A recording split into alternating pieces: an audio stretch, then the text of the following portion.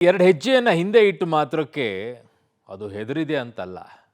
ಎರಡು ಹೆಜ್ಜೆಯನ್ನು ಹಿಂದೆ ಇಟ್ಟಿದೆ ಅಂತಂದರೆ ಬೇಟೆಯಾಡಕ್ಕೆ ರೆಡಿ ಆಗಿದೆ ಅಂತ ಅರ್ಥ.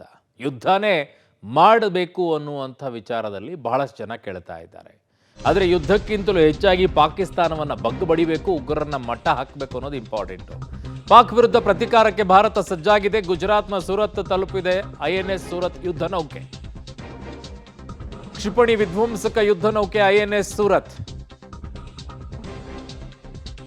ಭಾರತದ ನೌಕಾ ಸಾಮರ್ಥ್ಯ ಬಲಪಡಿಸುವಂತಹ ಶಕ್ತಿಶಾಲಿ ಯುದ್ಧ ನೌಕೆ ಅದಾಗಿದೆ. ಪಾಕ್ ವಿರುದ್ಧ ಈಗ ಪ್ರತೀಕಾರಕ್ಕೆ ಭಾರತ ಸಜ್ಜಾಗಿದೆ. ಎಲ್ಲ ರೀತಿಯಲ್ಲೂ ಕೂಡ ಇದೆ. ಭೂಸೇನೆಯೂ ಕೂಡ ತಯಾರಾಗಿದೆ, ಗಡಿಭಾಗದಲ್ಲಿ ವಾಯುಸೇನೆಯೂ ಕೂಡ ತಯಾರಾಗಿದೆ. ಈ ಕಡೆಗೆ ನೌಕಾದಳವು ಕೂಡ ತಯಾರಾಗಿ ನಿಂತ್ಕೊಂಡಿದೆ.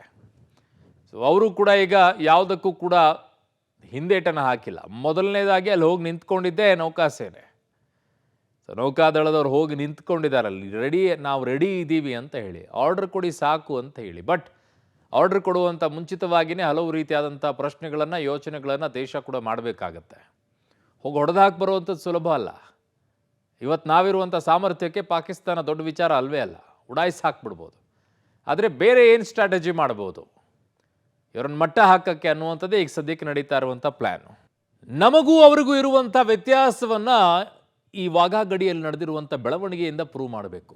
ಹೇಗೆ ಅನ್ನೋದನ್ನು ಹೇಳ್ತೀವಿ, ಏನಾಗಿದೆ ಅಂತೇಳಿ. ಭಾಳ ಚೆನ್ನಾಗಿದೆ, ಭಾಳ ಇಂಟ್ರೆಸ್ಟಿಂಗ್ ಆಗಿದೆ.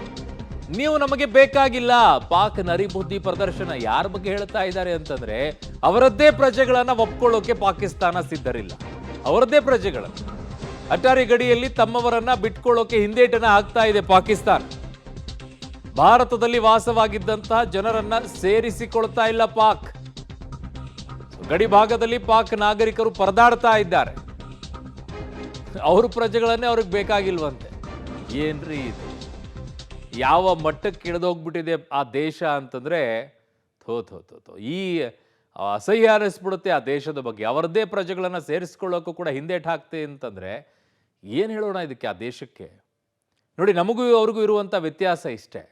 ನಾವು ಸುತ್ತಮುತ್ತಲು ಏನಾದರೂ ಸಮಸ್ಯೆಗಳಾದಾಗ ನಮ್ಮ ಹಿಂದೂಗಳು ಒಳಗಡೆಗೆ ಬರಲಿ, ಅವ್ರಿಗೆ ಆಶ್ರಯವನ್ನು ಕೊಡೋಣ ಅಂತ ಹೇಳ್ತೀವಿ. ಅವರದ್ದೇ ಪ್ರಜೆಗಳನ್ನು ಸೇರಿಸ್ಕೊಳ್ಳೋಕ್ಕೂ ಹಿಂದೇಟು ಹಾಕ್ತಾರಲ್ರಿ. ನಾವು ನಮ್ಮ ದೇಶದಲ್ಲಿರುವಂಥ ಪ್ರಜೆಗಳು ಇನ್ಯಾವುದೋ ದೇಶದಲ್ಲಿ ಯುದ್ಧವನ್ನು ನಡೆಯುವಂಥ ಸಂದರ್ಭದಲ್ಲಿ ಅವ್ರನ್ನ ಕರ್ಕೊಂಡು ಬರೋಕ್ಕೆ ಯೋಚನೆಯನ್ನು ಮಾಡ್ತೀವಿ. ಇವ್ರು ನೋಡಿ ಹೆಂಗಿದ್ದಾರೆ.